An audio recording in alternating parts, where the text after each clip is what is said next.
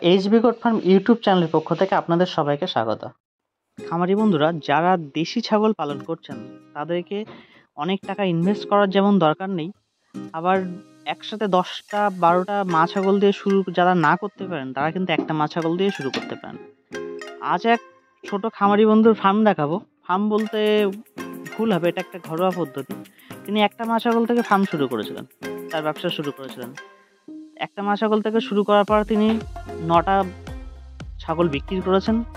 তা সত্ত্বেও এখনও তার কাছে 16খানা ছাগল আছে। তার মধ্যে কিছু খাসি আছে, কিছু বাচ্চা আছে, কিছু বড় আছে। সব মিলিয়ে কিন্তু তার ফার্মের যাত্রা একটাতে। যাদের বড় করে ফার্ম করার সামর্থ্য নেই বা অনেক ছাগল একসাথে কিনে ফার্ম শুরু করার মতো ক্ষমতা নেই, তারা একটা বা দুটো ব্ল্যাক বেঙ্গল অর্থাৎ আমাদের দেশি ছাগল মা ছাগল দিয়ে ফার্ম শুরু করতে পারেন। দেখবেন 2-3 বছরের মাথায় ব্ল্যাক বেঙ্গল এত পরিমাণ বাচ্চা দেয়, এরা বছরে 2বার তো বাচ্চা অবশ্যই দেয়। এছাড়াও বেশিরভাগ টাইম 2টো, কখনো কখনো 3টেও বাচ্চা দিয়ে থাকে, যার জন্যই ফার্ম খুব তাড়াতাড়ি এগিয়ে যায়। একটা মা ছাগল থেকে খুব তাড়াতাড়ি ফার্ম যখন বড় হতে থাকে কিন্তু আপনি ক্রসব্রিড নিয়ে কিন্তু এই সুবিধা পাবেন না। তারা বেশিরভাগ সময় একটা বাচ্চা দেয়, প্লাস তাদের দেশি ছাগল প্রথম 6 মাস 7 মাসে হিটে আসে।